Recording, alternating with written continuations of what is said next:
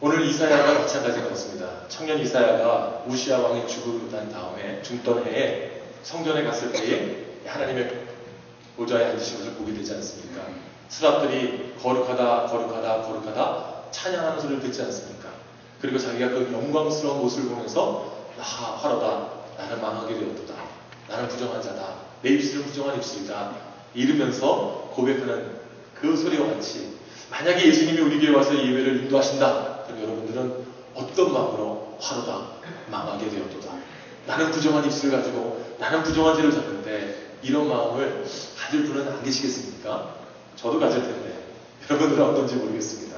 그런데 누가 우리를 위하여 갈꼬라는 그 음성을 들었던 이 이사야 주여 제가 여기 있나이다 저를 보내 주시옵소서. 이 응답을 통해서 이사야가 대선지자로 도약을 하는 거 아니겠습니까? 누가 우리를 위하여 갈꼬라는 것은 우리 교회에서는 가장 많이 쓰이는 것이 선교사 파송 예배 때 많이 씁니다. 누가 우리를 위하여 갈꼬 주님 제가 여기 있습니다 저를 보내소서 같이 어느 선교사님이 오늘 어느 나라로 파송되어 갑니다. 우리가 이를 위해서 기도합시다. 이를 위해서 후원합시다. 이를 위해서 헌신합시다. 이런 소리 많이 듣거든요. 그런데 또 제가 여러분들한테 말씀드리지 않습니까? 주님, 내가 여기 있사오니 나를 보내어 주옵소가 아니라 주님, 제가 저기 있사오니 쟤를 먼저 보내주시고 저는 제일 나중에 보내주시옵소서. 이런 마음이 있다면 그 교회는 후퇴하는 교회 아니겠습니까? 누가 우리를 위하여 갈꼬 그 질문의 대답은 주여 제가 여기 있사오니 저를 보내주시옵소서. 모세도 마찬가지로 이런 고백을 했습니다. 하나님이 모세를 찾아와서 말씀하실 때 가라고 할 때 이 모세가 망설이면서 뭐라고 합니까? 하나님 보낼 자를 보내소서. 모세의 이 고백처럼 오늘 우리도 그렇게 주저하고 떨리고 망설이는 그런 선택의 기로에 서 있는 분이 있다면 오늘 다시 한번 누가 우리를 위하여 갈고 보낼 자를 보내소서 쟤를 보내소서가 아니라 주님 제가 여기 있습니다. 저를 보내주시옵소서. 이런 결단의 모습이 우리에게 있어야 될 줄 믿습니다. 인간적으로 생각할 때는요 하나님의 부르심이 영광입니다. 음성을 들었잖아요. 음성을 듣고 대답할 수 있는 기회가 생겼잖아요. 그런데 감당하지 못해서 저는 가지 못하겠습니다 라는 변명은 하나님의 일을 거룩한 거 알고 하나님이 나에게 임재하신 거는 맞는데 저 하나님 때문에 손해보긴 싫어요. 이런 모습도 우리 안에 있는 거 아닌가 이런 생각도 하거든요. 하나님의 부름이 있을 때마다 가장 중요한 건 우리의 마음 자세아니겠습니까? 마음의 결단을 하고 내가 하나님을 따르겠다. 나를 보내주셔서 이런 마음만 있다면 그 사람의 마음을 통해서 태도가 바뀌지 않습니까? 태도가 바뀌면 행동이 삶이 변화되는 거 아니겠습니까? 하나님이 오늘도 우리를 향해서 각자를 찾으시면서 누가 나를 위해서 갈래? 하나님 제가 여기 있습니다. 저를 보내주소서 이렇게 고백할 수 있는 저와 여러분이 되셔야 될 줄 믿습니다. 하나님은 다 부르셨어요. 그런데 어떤 사람은 목사로 부르고 선교사로 부르고 집사, 장로, 권사로 부르고 직분자로 부르고 또 어떤 사람들은 직분에 맞게끔 하나님이 다 부르셨어요. 그런데 그 부르심에 대해서 처음 부르심에는 합당할 때는 다 주님 제가 여기 있습니다. 저를 보내주세요 라고 이야기했지만 시간이 지나고 세월이 지나고 삶이 힘들다 보면 이 부르심에 대한 그 응답을 잊어버리고 살 때가 얼마나 많이 있습니다.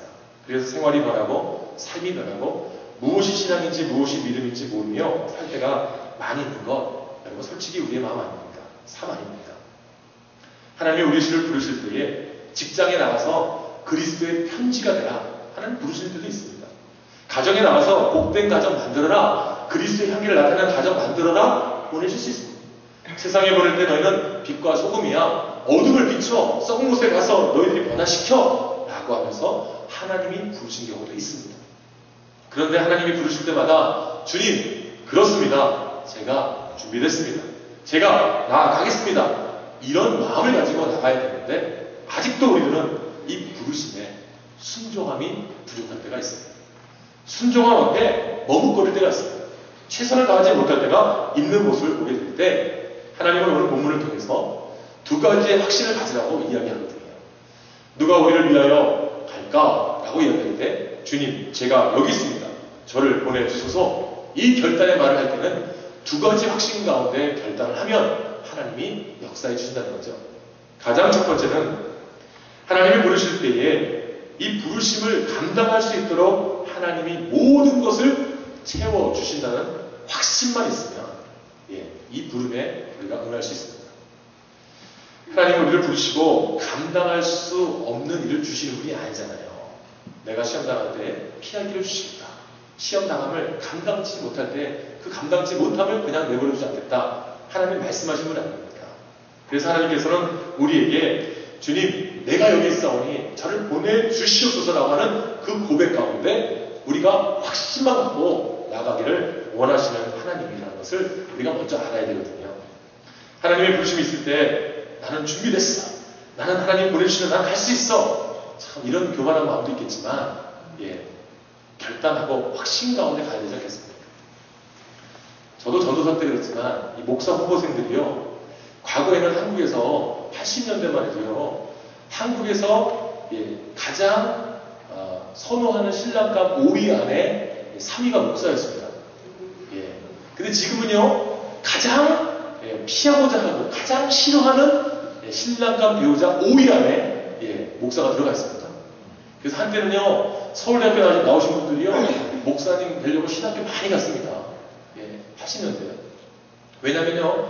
가서 서울대학교 나와서 삼성을 간다, 배우를 간다, LG를 간다 해도 그때 교회가 한참 부흥되고 큰 교회 목사님 되면 자기 10년 뒤에 부장 되고 20년 뒤에 이사 되고 뭐 이거보다도 평생을 책임진다. 그래서 한때는 목사님이요. 이화여대 신랑감 후보의 3위였어요. 저도 그때 있어야 되는데. 그런데 이 목사 후보생으로 전도사로서 손을 볼 때가 많이 있지 않습니까? 저도 한때는요, 참 부끄러운 얘기지만, 우리 아버님이 그렇게 목회를 잘하시고 많은 사람 알지만, 이 아들 장가를 못 보내시는 거예요. 그래서 제가 일명 결혼 상담소, 기독교 크리스찬 결혼과 재혼과 초혼과 뭐 이런 상담소에 입회비 25만원을 내고 10번의 사람을 본 사람입니까? 근데 나오는 사람들마다 족족 어떤 사람이냐면, 저는 준비됐습니다. 저는 평생 목사상으로 살 각오 했습니다. 그래서 저는 신학교에서 신학 공부를 하고 있고요. 뭐 별의별 이야기 다 하는 거예요. 그럴 때마다 제 속마음에는 아닌데. 왜냐하면 이 목사 후보생들한테는 내려오는 이 교훈이 있거든요. 절대로 사모가 되겠다는 사람이 나 사모 될 준비 됐습니다. 저 만번에 준비됐습니다. 절대 하지 마라. 이 사람은 결혼하고 난 다음엔 당회장이 된다. 당회장 위에 있는 분이 당회장이거든요. 그러니까 당에서 결정한 거를 목사님이 집에 들어갔다가 나오면 바뀌는 거예요. 당회장님의 허락을 받아야 되니까. 그래서 하지 말아라. 그래서 하기 싫은 여자를 길거리에서 만나서 결혼하지 않았습니까, 제가. 그런데 하나님께서는 나는 준비됐습니다. 왜 안 불러주십니까? 이 사람보다는 하나님, 제가 부족하고 연약하지만 하나님, 제가 이제 하나님의 역사하심을 믿고 확신을 믿고 하나님이 해결해 줄 것을 믿습니다 라고 확신만 가지면 하나님이 채워주는 거 아니겠습니까? 이사야가 하나님 전에 갔을 때 5절 말씀이 이렇게 이야기합니다. 화로 당하여 망하게 된 거다. 나는 입술이 부정한 사람이다 라고 이야기합니다. 자기 부족함을 먼저 이야기합니다. 하나님의 그 거룩함을 볼 때마다 자기 부족함을 느끼고 자기는 이제 죽었다라고 할 때 스라총 하나가 내려와서 제단의 필습을 가져다가 그 입을 정하게 하고 뭐라고 얘기합니까? 누가 우리를 위하여 갈고 주님 제가 여기 있습니다. 우리가 부족할 때에 여러분 하나님께서는 채워주시거든요. 연약할 때에 하나님이 강건케 하시거든요. 내가 낭망 있을 때 하나님이 위로해 주시거든요. 이 하나님이 채워주신다는 것을 믿으면 어떤 일도 할 수 있는 것이 우리들 아니겠습니까? 지금 이 이사야가요 어떤 사람입니까? 이사야는 서기관입니다. 여러분 서기관이 어떤 사람입니까? 말씀을 기록하는 사람입니다. 혹시 사회사본 전람회를 가신 분들은 아실 텐데요. 사회사본 전람회를 가게 되면 항상 나와 있는 게 뭐냐면 그 사회사본을 기록했던 서기관들이 있던 장소를요. 그 책상 그리고 의자, 그 필기도구 같은 것들이 다 전시되어 있습니다. 근데 그 방에 옆에 보면 물두덩이가 있고 욕조 같은 게 있어요.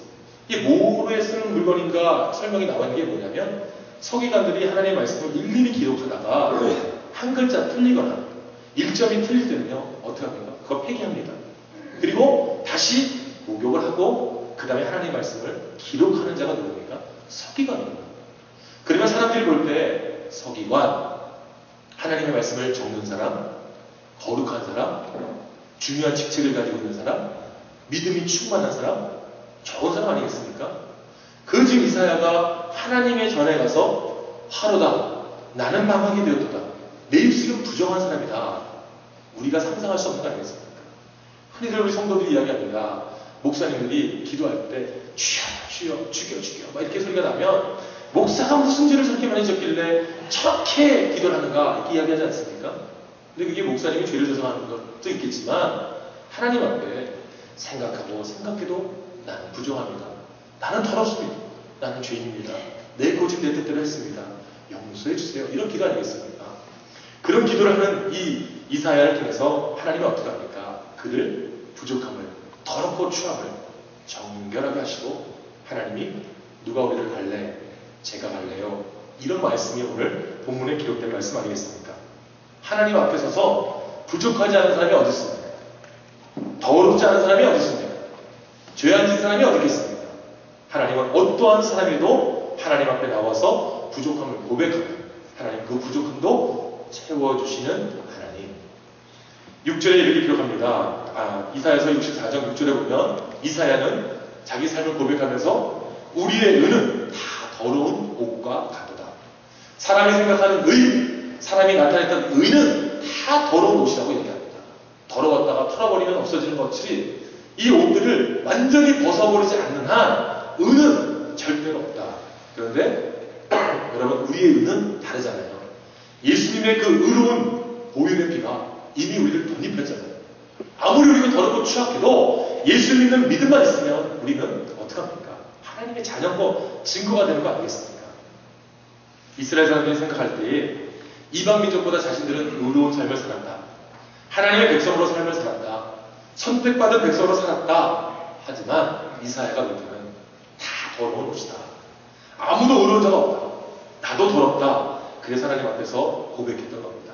그때 하나님은 고백하고 하나님이 채워주실 것을 믿고 또 하나님의 채용을 받은 이사야에게 누가 우리를 위해 갈고 주님 제가 여기 있습니다. 부족하니만 저를 보내어 주소서 이런 고백을 했다는 겁니다. 사랑하는 여러분 어떤 사람이 조사를 했더니요. 하나님이 사람을 부를 때 이 이사야를 부르는 6단계로 부르신다고 하더라고요. 그래서 그 사람이 6단계를 어떻게 부르시는가 조사해 봤더니 사람이 하나님 앞에 나올 때는 하나님께서 첫째는 자기가 인생에 부족함이 있어서 필요를 위해 하나님을 찾아오는 사람들이 대부분의 사람 아니겠습니까? 영적으로 부족해. 마음에 갈급함이 있어. 육신에 연약함이 있어. 인생에 문제가 있어. 자기 필요 때문에 하나님을 찾아 나옵니다. 그런데 하나님은 이 사람이 막상 자기 필요 때문에 찾아 나왔지만 하나님은 하나님 앞에 나와 있는 그 사람에게 스스로 자기가 보잘것없는 존재라는 것을 먼저 하나님이 알게 하시는 것이 두 번째 단계라는 겁니다.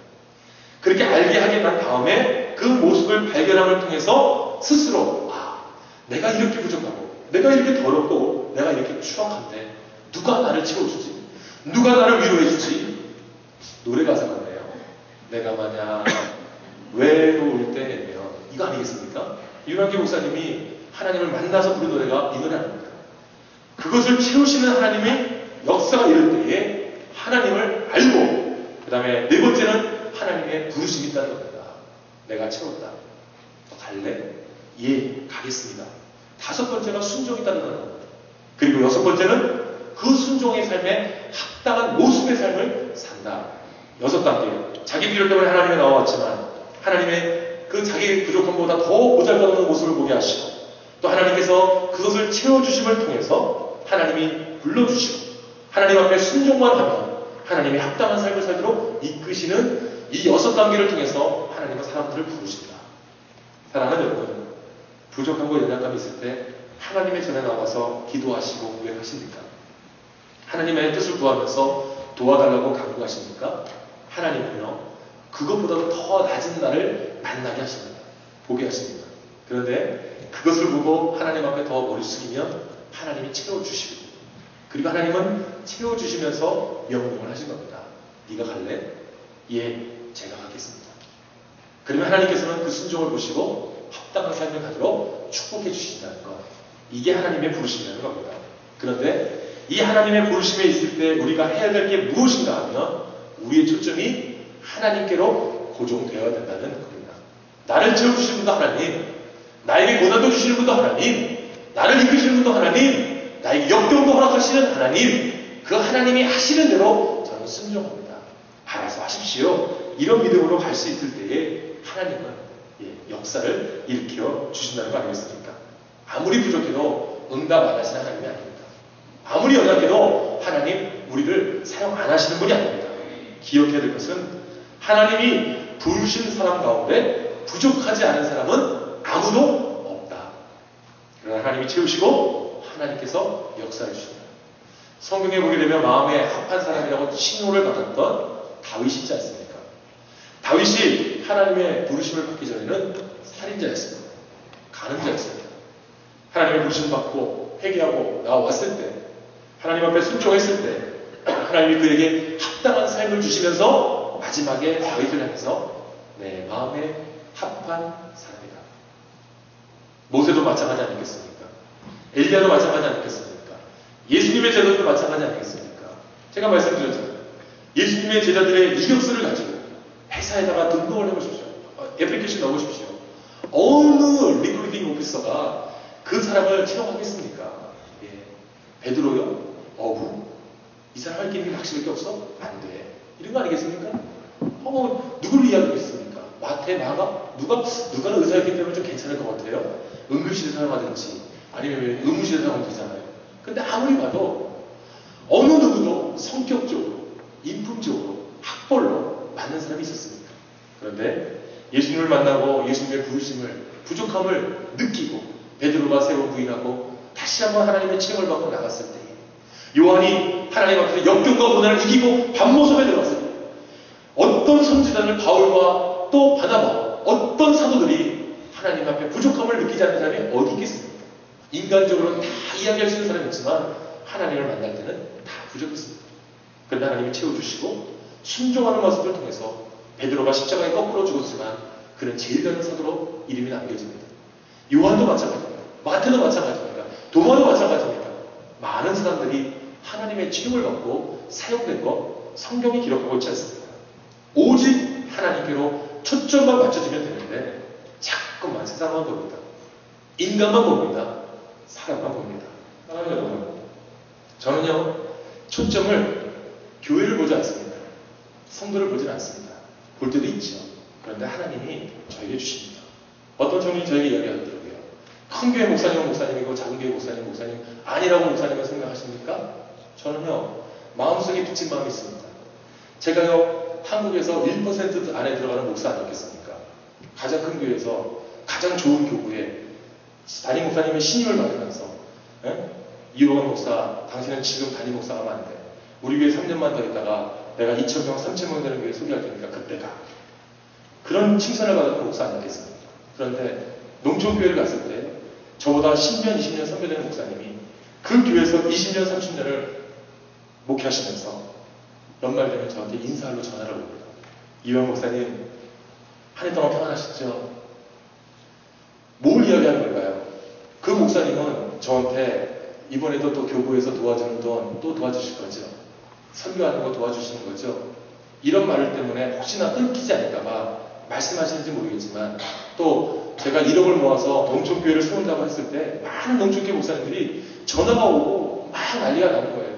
그럴 때마다 내가 느낀 게 뭐냐면 야, 나 하나님께서 큰 교회 있으라고 해서 이렇게 있었지만 이 농촌교회가 계신 목사님들은 뭔가. 그래서 제가 농촌교회 세우기 운동을 펼칠 때 제가 모신 목사님이 그래 너 혼자 하지 말고 각 교구에서 농촌교회 하나 새로운 운동을 펼치자. 그 운동이 바뀌었거든요.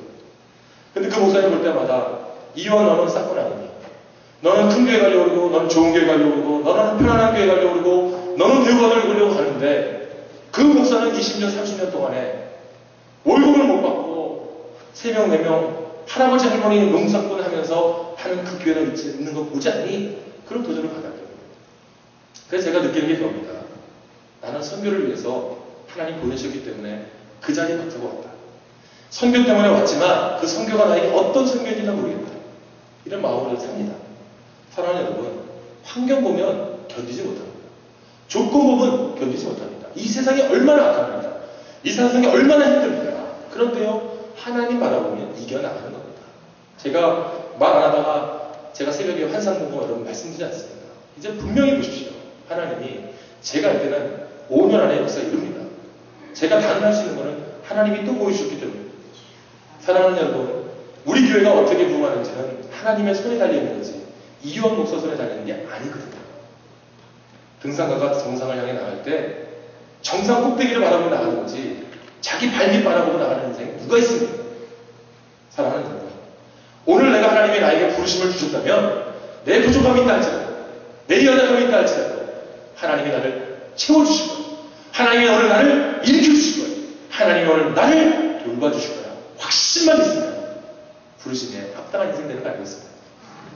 두 번째는 우리에게 필요한 또 한 가지 확신이 있다면 부르심에 순종하는 삶은 쉬운 삶은 아닙니다. 그러나 그 결과는 결코 후회함이 없는 삶이라는 확신입니다. 하나님이 우리의 부족함을 채우시고 우리에게 은혜를 주셔서 부르심에 응하는 삶을 순풍에 돛단 배처럼 달려가게 하시면 얼마나 좋겠습니까? 근데 믿음이 있고 은혜도 받았는데 다 인생 향해 나가려고 보면 야, 이건 역풍입니다. 이건 돌풍이고 회오리 바람이 우리에게 몰려오지 않습니다. 그런데 가만히 보면 이 부르심에 응하는 삶은 십자가를 지는 삶이더라고요. 믿음이 더욱더 좋아지면 좋아질수록 십자가의 무게가 강해져야 됩니다. 하나님은 우리에게 더 무거운 십자가를 주시고 더 무거운 십자가를 얹어주시고 그 십자가에 또 사람들을 얹혀주시면서 이끌고 나가게 하시지 않습니까? 믿음이 있어서 믿음의 은혜가 있어서 하나님 앞에 나갈 때마다 얼마나 많은 도전을 받습니까?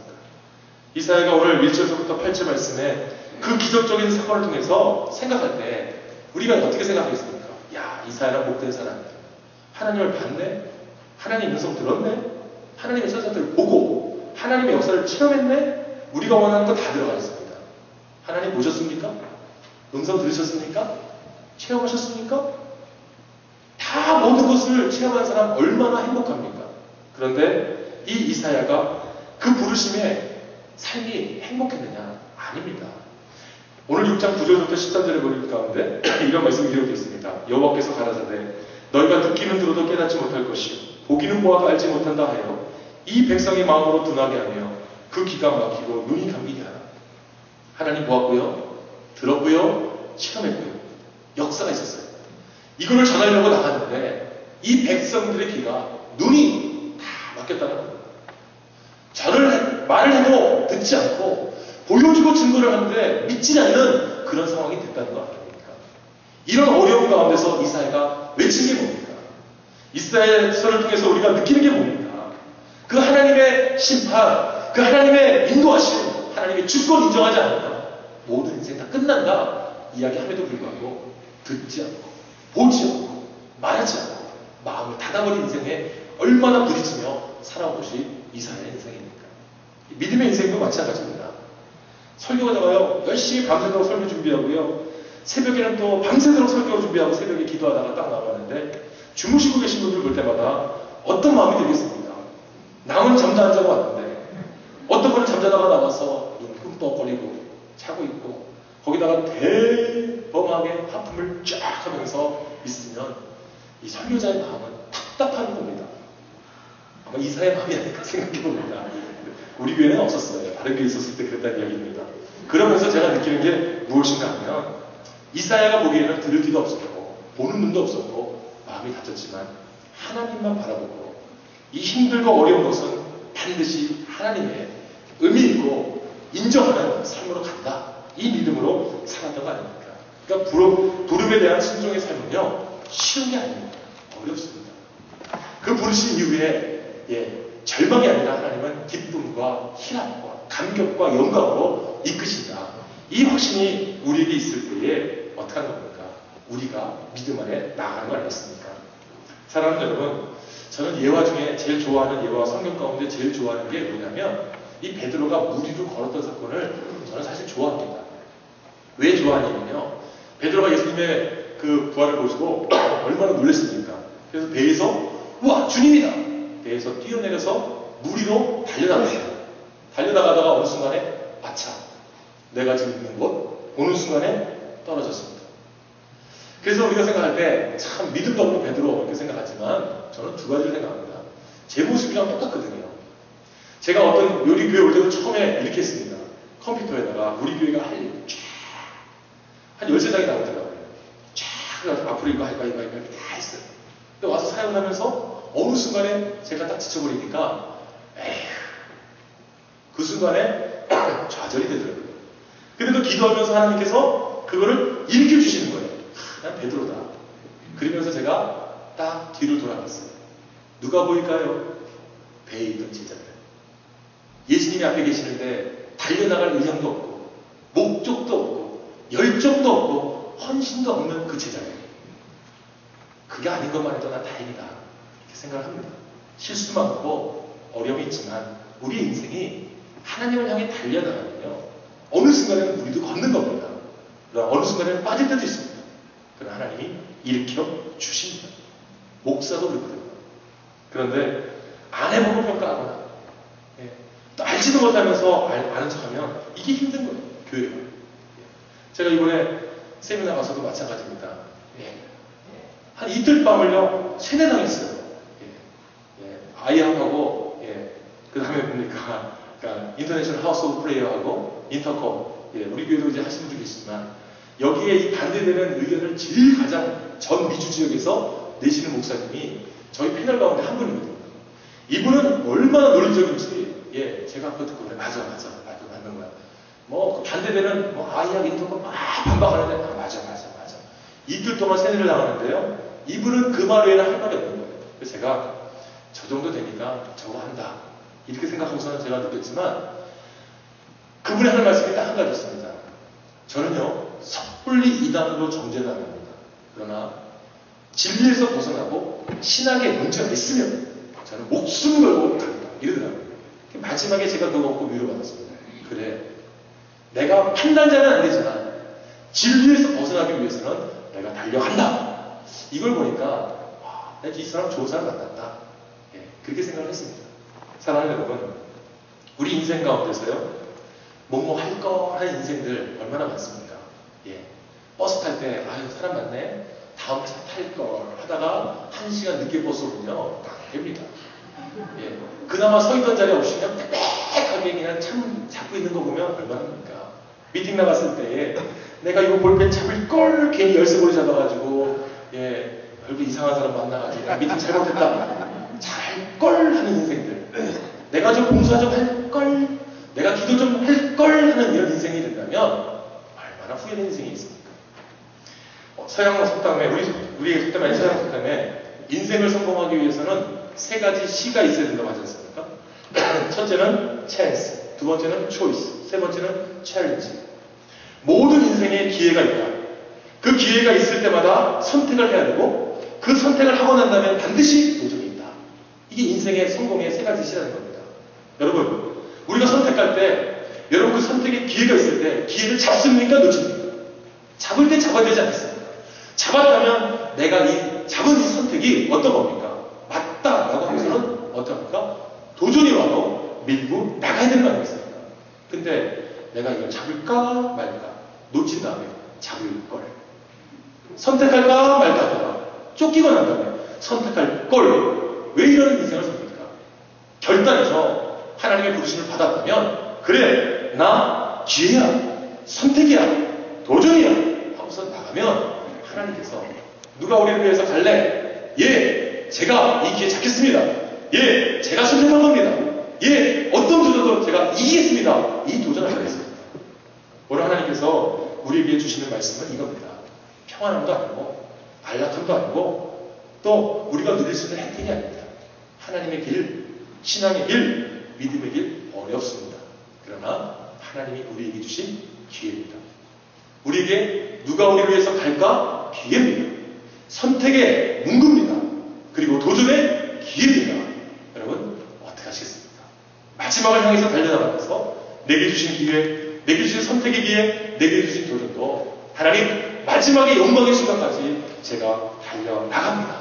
이 십자가 내가 지고 나갑니다. 이런 믿음이 있을 때 교회 생활, 직분 생활, 맡겨진 사명, 내 가정, 자녀들 다 기쁨으로 나가는 거 아니겠습니까? 저와 여러분이 그런 모습과 마음을 가지시고 하나님 앞에 나아가는 귀한 역사가 있을 줄 믿고 예수님의 이름으로 축복합니다. 기도하겠습니다. 전능하신 아버지